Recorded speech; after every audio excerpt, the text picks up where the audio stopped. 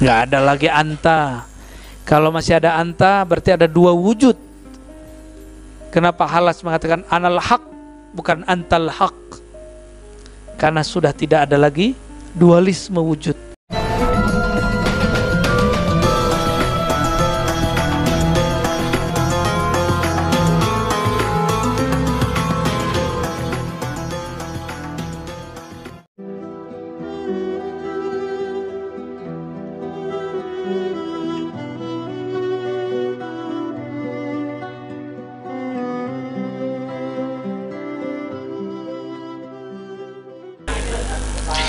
Jadi ada judul kitab yang beliau sebutkan, Kutubul Irfan, Kutub Ma'rifat, Poros Ma'rifat.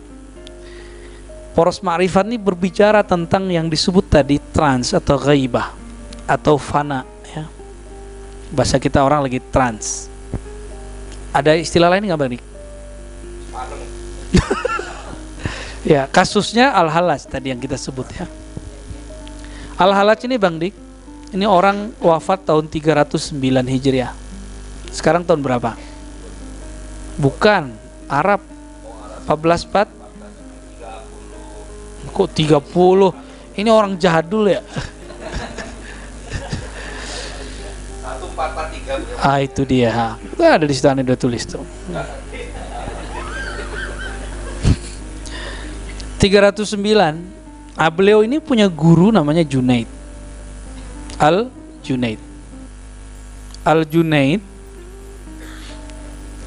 sudah melihat gejolak trans yang ghaibah yang terjadi pada Al-Halaj. Junaid dapat ilham. Apa kata Junaid? Yang dapat menghentikan wahai Halaj cuma darah, artinya hukuman mati. Ya wali sudah berkalam, mau gimana lagi? Al-Halaj dia tidak tolak juga karena dia ditunjukkan takdirnya dan adabnya, dia nggak boleh ingkar.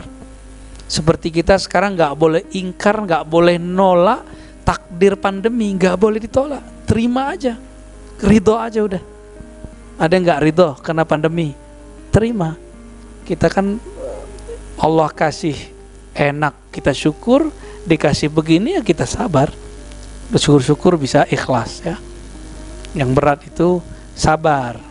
Maka Ronald jangan sabar, ikhlas, ya. Lepaskan aja semua kepada Allah, kan milik Allah semua. Kalau sabar, siapa yang kuat sabar, ya. Imam Al-Junaid, beliau hampir-hampir ngomong begitu, hampir-hampir sama ngomong dengan Halaj, tapi dengan lafaz yang berbeda. Bedanya beliau ini membungkusnya bagus, sedangkan Al-Halaj ya mau gimana lagi, kan Allah juga yang mengizinkan beliau berkalam begitu, ya. Nah, apa yang terjadi pada Halaj oleh ulama disebut syatatah atau syatahat.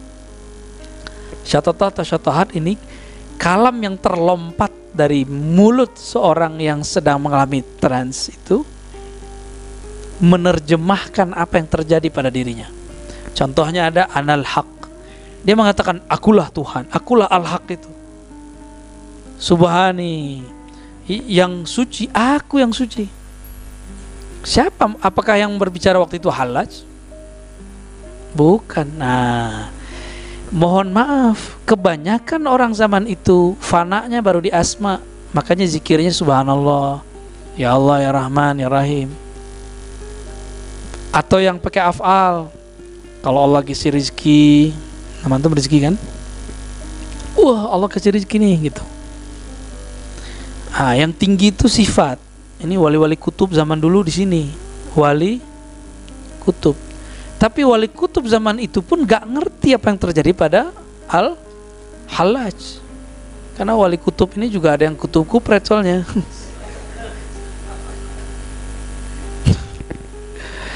Antara makom dengan makom ini tinggi sekali dan jauh. Orang yang di asma gak ngerti orang yang karam di yang fana di af'al. Orang di af'al nggak ngerti orang yang sudah masuk ke sifat. Orang di sifat juga nggak ngeh sama yang zat.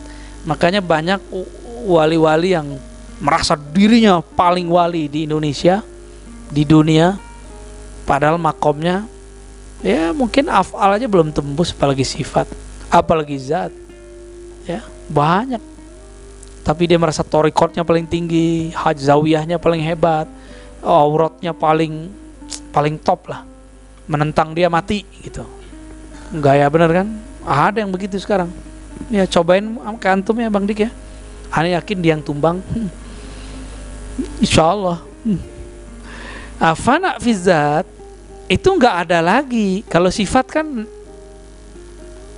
sifat itu mendengar, melihat itu ya. Akulah yang mendengar saat dia mendengar. Masih ada dianya, masih ada kamunya. Kalau fana fi zat, tidak ada aku, tidak ada kamu, yang ada cuma aku, kata Allah. Saya mau tanya Bang Dik, wujud hakiki di alam semesta yang adanya dengan dirinya sendiri siapa? Maka wujud ini dibagi, wujud. Ada wujud dengan zatnya, ada wujud dengan selainnya. Bang Dik menciptakan diri sendiri nggak? Kali dulu ngomong ke babenya, Bebe, aneh pengen jadi nih, bikin dong, gitu gak?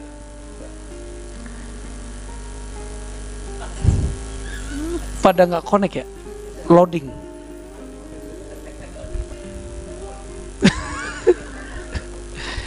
Jadi kita sendiri, bukan kita yang menghendaki diri kita ini ada yang menghendakinya. Ada orang udah lama menikah nggak dapat anak, ada yang nggak nikah dapat anak Bang Dik. Sayyidina Isa, jangan jorok gitu dong mikirnya.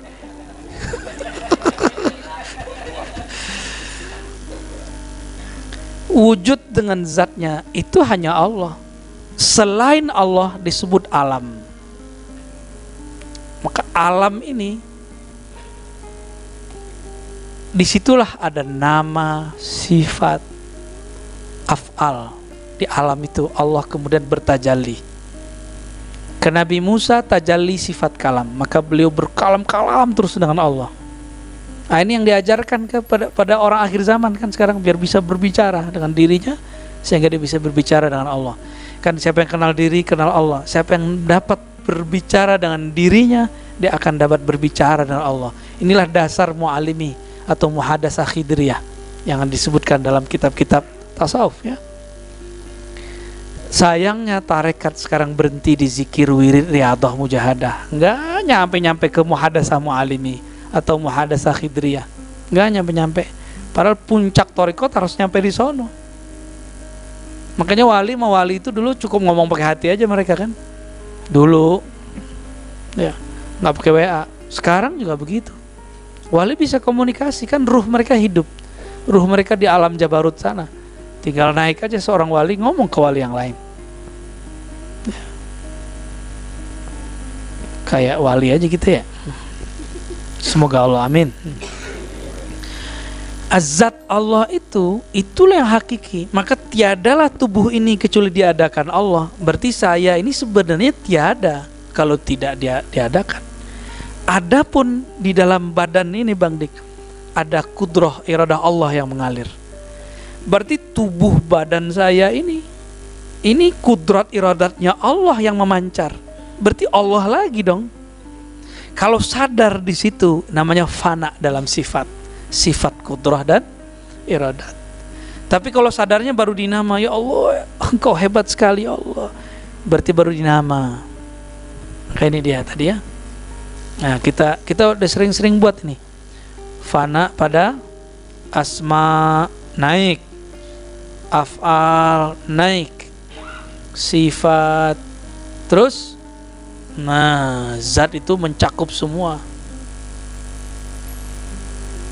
Itulah ana. Nggak ada lagi anta. Kalau masih ada anta berarti ada dua wujud. Kenapa Halas mengatakan anal haq bukan antal haq? Karena sudah tidak ada lagi dualisme wujud. Ini terjadinya di alam apa? Di alam musyahadah. Sedangkan ini sampai sifat ini alam mukasyafah. Ini kasyaf nih Bang Dik, kasyaf hakiki. Sedangkan ini musyahadah, kita pendek aja, syuhud, ya, kesaksian, ya. Guru aneh itu nggak pernah nyantri Bang Dik, tapi bahasa Arab mana aja bisa ngerti. Pusing juga aneh kalau ketemu tuh. Siapa namanya? Ya, siapa ya? Kalau di asma masih nyebut huwa, Allah, nah itu kan lafaz-lafaz ingat baca. Maka zikir antum Allah, Allah, Allah, Allah, Allah, hu. Tapi disorakin mau Ustadz Fulan kan hu bid'ah. Af'al, nah, di af'al ini la ilaha illallah, orang itu melihat kayak yang Bang Dik ngelihat pohon, oh nih perbuatan Allah, mengagumi alam. Jadi ada orang belum pernah ditalkin tapi dia zikirnya sudah di af'al. Entel orang itu kalau ngelihat pohon yang kelihatan, di perbuatan Allah nih, padahal belum ditalkin, belum lu thariqat al-Muhammadi dia belum. Apalagi sekarang seharusnya masuk ke sini nih, minimal sifat dulu ya. Nah di sini dia heran, maka muncullah sifat di sini hairah. Heran dia, kok saya bisa zikir ya? Kayaknya yang zikir bukan aku. Antum bisa ngeliat makhluk halus nggak? Kalau yang itu tuh halus, itu tuh Bang Dik. Ya, ini makhluk halus, jin, malaikat. Kita kan nggak bisa lihat. Itu maksud kundruwo. Ketika seseorang diizinkan Allah mengakses melihat jin kah, malaikat kah, atau alam-alam lain, kan bukan dia lagi yang melihat, bukan mata ini. Mata ini ngeliat tembok, tembus nggak ke belakang tembok Bang Dik? Coba tebak berapa pohon di belakang? Berapa?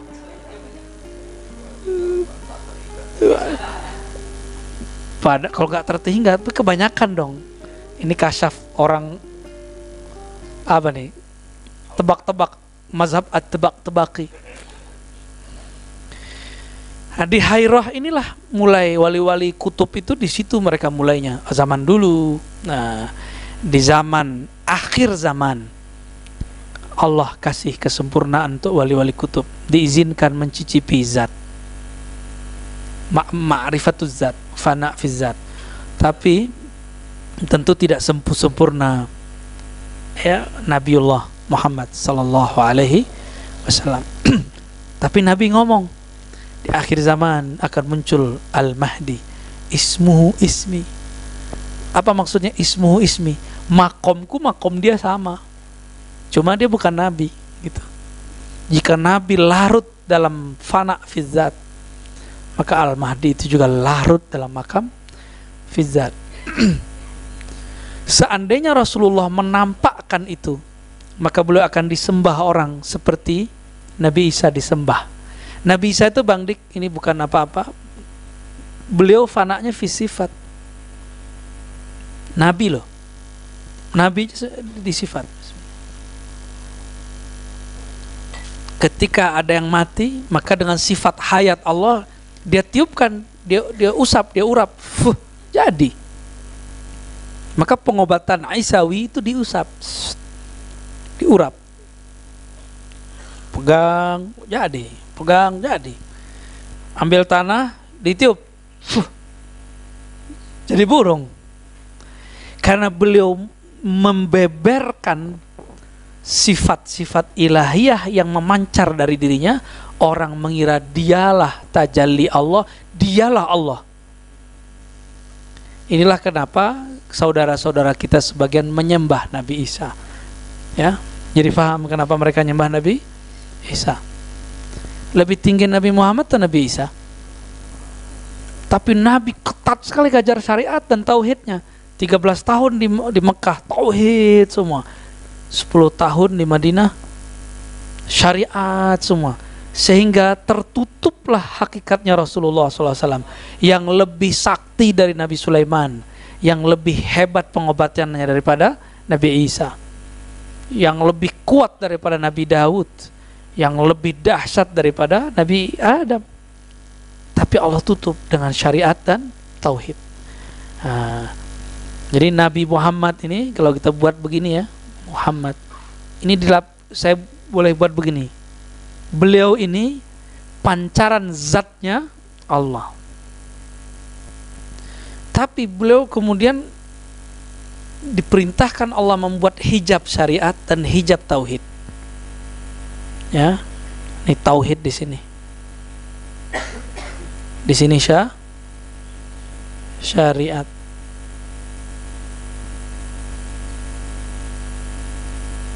Ini dia ya. Ini hijab syariat. Nabi Musa tadinya asik di syariat, mau dibawa oleh Nabi Khidir masuk ke dalam ya. Ini garis ini di sini ada sifat ya. Di sini ada sifat, ada af'al dan lain-lain ya. Nabi Muhammad dibuat oleh Allah Subhanahu wa taala 13 tahun tambah 10 tahun. Jadi berapa tahun? 23 tahun untuk membungkus hakikat Al-Muhammadi. Makanya beliau bukanlah yang membunuh secara fisiknya Dajjal. Tapi nanti ketika dibuka ini dibuka semua Bang Dik. Allah buka semua ini nanti. Memancarlah aslinya. Baru ismi namanya Al-Mahdi itu sama dengan nama aku Muhammadi, sama persis. Makomnya sama dengan makomku, ma'rifatnya sama dengan ma'rifatku, tapi dibuka itu, dibuka semua. Kalau nggak bisa ngelawan Dajjal, karena Dajjal itu sudah buka-bukaan. Dan saya 2 tahun lalu, awal-awal ketemu tarekat Khidriyah ini, dengan berkat bimbingan Maulana Abati, kemudian mengalami pengalaman rohani yang beragam. Salah satunya bermimpi bertemu Dajjal dalam antara jaga dan tidak jaga. Berhadap-hadapan dia dengan Al-Imam Al-Mahdi, tapi dia nggak sanggup memandang mata Al-Mahdi. Setahun setelah itu saya baru tahu lakopnya, gelarnya Al-Mahdi adalah Ainullah, matanya Allah. Kalau coba-coba Dajjal lihat mata dia, beres dia langsung ya. Jadi antum gak usah khawatir. Ya khawatir sih ya. Tapi innallaha ma'ana kan, seperti kabar ketika kepada Abu Bakar As-Siddiq. Saya sudah lihat dan sudah tidak ada belenggu di tangan dan kakinya. Kalau sudah nggak ada belenggu gimana? Berarti udah lepas. Kalau sudah lepas, tunggu keluar. Nunggu keluar. Ya, saya lapor ke beliau mengatakan itu benar. Tapi ternyata belakangan Al-Habib Omar dan beberapa wali-wali besar di Yaman mengalami mimpi yang sama. Baru-baru ini kita dapat kabar ya. Saya kira dulu itu sekedar mimpi biasa. Ternyata sekarang berulang lagi di mereka. Makanya Al-Habib Omar mengerti bahwa Ad-Dajjal sudah lepas dari belenggunya. Beliau berpesan untuk membaca 10 ayat terakhir Al-Kahfi dan awal ya, awal dan akhir. Intinya ada di 3 awal 3 akhir. Tapi bacalah, ambillah asbabnya. Kita berlindung kepada Allah, semoga Allah mempersiapkan batin kita semua siap ketika huru hara itu terjadi.